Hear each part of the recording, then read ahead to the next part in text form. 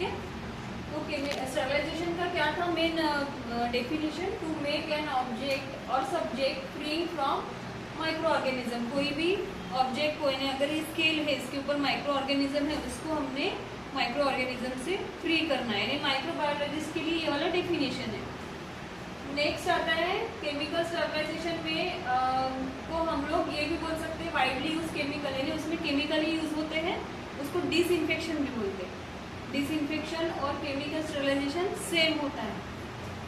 अब केमिकल्स कौन से यूज किए जाते हैं? तो सबसे पहले कैटेगरी में आएगा हैलोजेंस, जिसमें आएगा क्लोरीन, ब्रोमीन, आयोडीन। कभी भी किसी को घाव लगा, उसके ऊपर हम लोग बिटाडिन लगाते ना, हाँ। वो आयोडीन है। और ब्रोमीन का एक येलो कलर का पाउडर आता है, वो भी कुछ कंटेंट्स में यूज होता है। क्लोरीन जो है वो हाईली यूज में आता है। सोडियम हाइपोक्लोराइड सुना होगा आप लोगों ने, लैब में सबसे ज्यादा या फिर हॉस्पिटल में, पूरे हॉस्पिटल में सबसे ज्यादा सोडियम हाइपोक्लोराइड ही यूज होता है। लेकिन सोडियम हाइपोक्लोराइड जो है एसिड फास्ट बैक्टीरिया को किल नहीं कर सकता है, इतना ही उसमें ड्रॉबैक है, वरना ये एकदम बढ़िया है, यानी वायरस तक ये किल कर देता है। सेकेंड आता है, और ये कम खर्चे में भी आता है। नेक्स्ट आता है alcohol and spirit. Alcohol and spirit हम कहाँ पे यूज कर रहे हैं?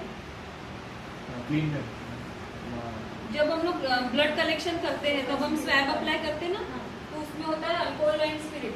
अल्कोहल एंड स्पिरिट जो है ये क्लोरीन से भी महंगा होता है, इसीलिए इसको बहुत कम मात्रा में हम लोग यूज करते हैं, और ये उड़ भी जाता है ना, थोड़ा देर रहेंगे। हाँ। नेक्स्ट आता है एसिड्स। एसिड्स के भी कुछ ऐसे ये है HCl, H2SO4 और HNO3, ये बड़े बड़े एसिड है ना, उसको डाइल्यूट फॉर्म में या फिर कुछ अलग भी एसिड, ब्रोमिक एसिड वगैरह हम लोग एसिड में भी यूज करते हैं स्टरलाइजेशन के लिए। लेकिन एसिड फास्ट बैक्टीरिया है तो वो एसिड से किल नहीं होगा। सेम आता है अल्कली। अल्कली का भी सेम इफेक्ट होता है जैसे एसिड का इफेक्ट होता है, लेकिन एसिड से भी अल्कली का इफेक्ट डेंजरस होता है। अल्कलीज आपको समझने के लिए हाइड्रोक्साइड याद रखना है, सोडियम हाइड्रोक्साइड, पोटेशियम हाइड्रोक्साइड, ये सारे अल्कलीज है। अल्कलीज से भी अगर हम डिसइंफेक्शन कर रहे हैं तो एसिड फास्ट बैक्टीरिया नहीं मरेगा। लेकिन फिनॉल एक ऐसा है जिसका पेनिट्रेशन पावर मतलब अंदर तक घुस जाना, बैक्टीरिया के अंदर तक पेनिट्रेट होना, इसका पेनिट्रेशन पावर ज्यादा होने के कारण एसिड फास्ट बैक्टीरिया जो है वो फिनॉल से किल होता है।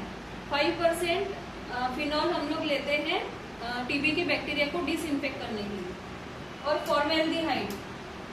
फॉर्मेल्डिहाइड जो है ओटी के फ्यूमिगेशन में काम में आता है, इससे फ्यूम जनरेट करवाते हैं ओटी में, वो फ्यूम्स हर तरफ फैलेंगे। उसके बाद में हम हर जगह पे स्वैब लेते हैं, टेबल का स्वैब, दीवार का स्वैब, वहाँ ओटी में जो भी है टेबल उसका सबका स्वैब लेते हैं, टेस्टिंग के लिए भेजते हैं, वायरस है क्या, बैक्टीरिया है क्या।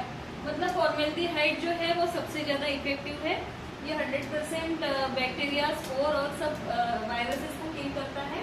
और केमिकल्स यहाँ से लेके यहाँ तक, हैलोजेन से लेके अल्कली तक एसिड फास्ट बैक्टीरिया को किल नहीं करते हैं, सिर्फ फिनॉल ही एसिड फास्ट बैक्टीरिया को किल करता है। ये हो गया डिसइंफेक्शन।